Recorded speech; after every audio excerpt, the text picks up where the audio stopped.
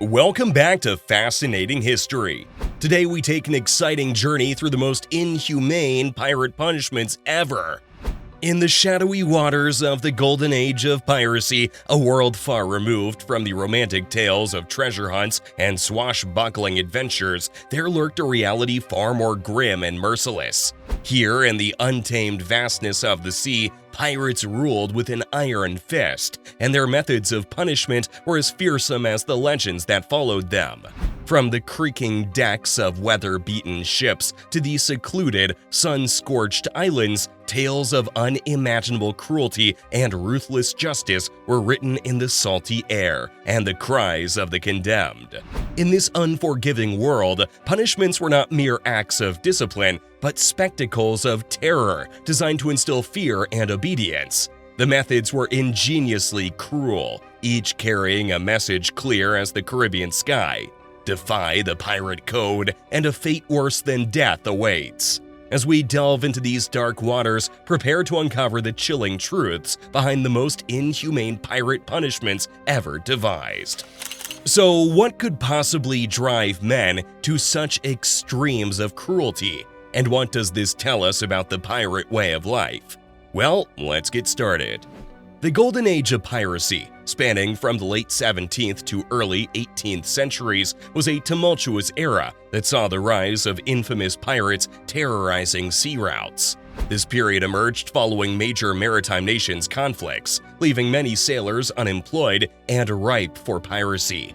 The Caribbean, the West African coast, and the Indian Ocean became hotbeds for pirate activity. Pirates like Blackbeard, Calico Jack, and Anne Bonny became legendary figures, challenging the might of naval powers and disrupting global trade. This era was not just about treasure hunts and swashbuckling adventures. It was a time when lawlessness and rebellion reigned supreme on the high seas. As piracy surged during the Golden Age, it posed a significant threat to international trade and maritime security, compelling governments to adopt extreme measures. Often seen as outlaws and rebels, pirates disrupted vital trade routes, causing substantial economic losses and political instability.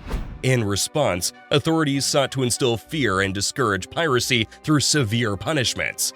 These punishments were meant to penalize the culprits and serve as a stark warning to others contemplating a pirate's life.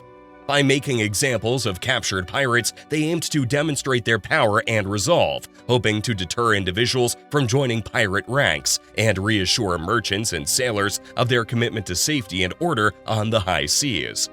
But just how dire were these punishments? Drying in the sun, a term that evokes images of a slow, torturous end, was one of the most inhuman punishments for pirates during the Golden Age of Piracy. This method was not merely a form of execution, it was a spectacle of terror, designed to serve as a grim warning to any who dared defy maritime law. The process often began post-execution, where the pirate's lifeless body was subjected to a grotesque display. The corpse would be taken to a prominent location such as a harbor entrance or a busy port, ensuring maximum visibility to the public and seafarers. Here, the body would be placed in a Jibit, an iron cage-like structure tailored to encase the deceased. This Jibit, often suspended from a gallows or a high point, would then hang under the relentless sun. The tropical climate played a crucial role in this punishment. Under the scorching sun, the body would undergo a horrifying transformation. The skin, exposed to the elements, would blister and then crack, while the internal tissues started to decay. The heat would accelerate the decomposition, creating a stark and disturbing visual. But the punishment extended beyond mere physical decay. The Jibit was strategically positioned in areas frequented by soldiers and potential pirates. The sight of a decaying body swinging in the sun served as a powerful psychological deterrent. It symbolized the inevitable fate awaiting those who chose the path of piracy, reinforcing the idea that their end would be death and an undignified and prolonged display of their defeat. Moreover, the punishment didn't end with the body's decay.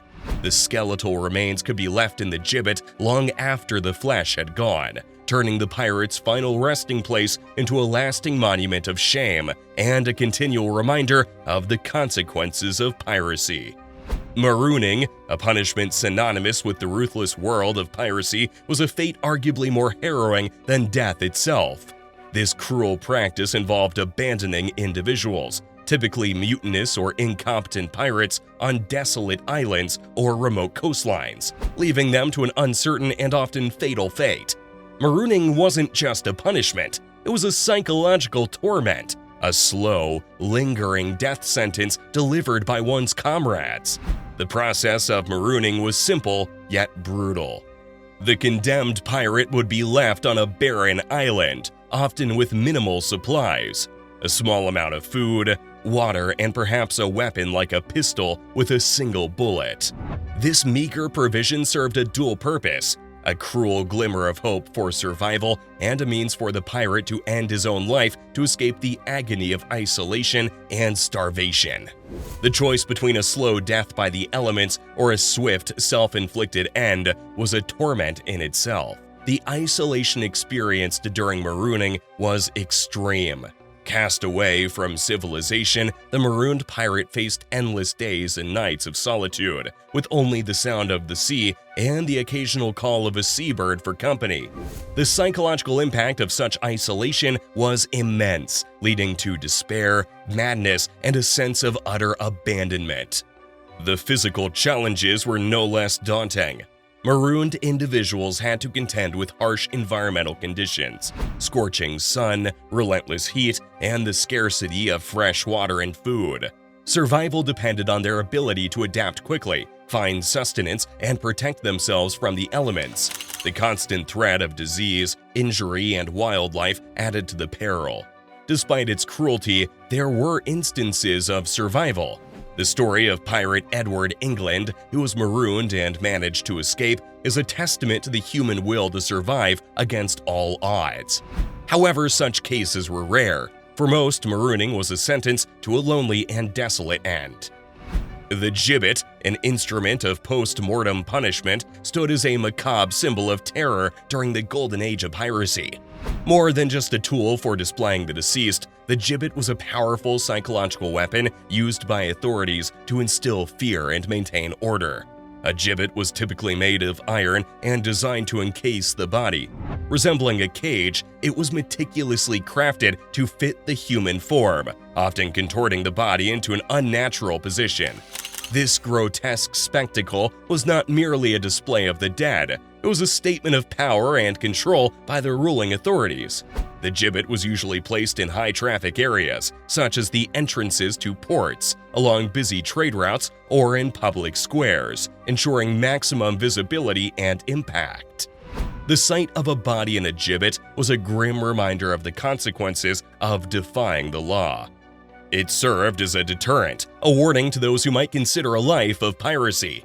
The decaying bodies, exposed to the elements, underwent a horrifying transformation. Over time, they would become desiccated and mummified, their features distorted in a final, eternal grimace. This visual horror was compounded by the smell of decay and the presence of scavenging birds, adding to the repellent spectacle. The gibbet also had a lasting impact on public consciousness. It was a constant physical reminder of the crimes committed and the punishment. For the families and acquaintances of the deceased, it was a source of shame and stigma, as the gibbet stripped away any dignity in death. It was a morbid fascination for the general populace, a symbol of the thin line between order and chaos. In some cases, the gibbet was used even while the pirate was still alive, leading to a slow and agonizing death. This variation was less common but represented the extreme lengths to which authorities would go to punish and deter piracy.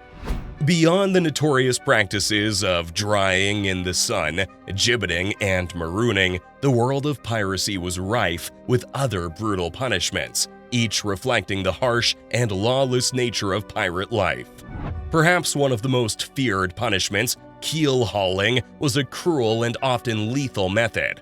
The condemned pirate was tied to a rope that looped beneath the vessel, dragging them under the ship's keel.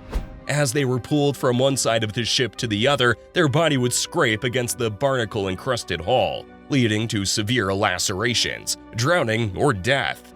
Popularized in pirate folklore, walking the plank involved forcing a captive or disobedient crew member to walk off a narrow board extended over the sea. This method of execution was a form of psychological torture, as the victims' final moments were prolonged, filled with dread as they stepped closer to the ocean's abyss. Whipping was a common form of punishment for lesser offenses. The pirate would be lashed with cat-o'-nine-tails or similar whips, the number of strikes often determined by the severity of their transgression. This punishment was not only physically painful but also served as a public humiliation. In some cases, pirates would resort to mutilation, such as cutting off ears or fingers, to punish or make an example of someone.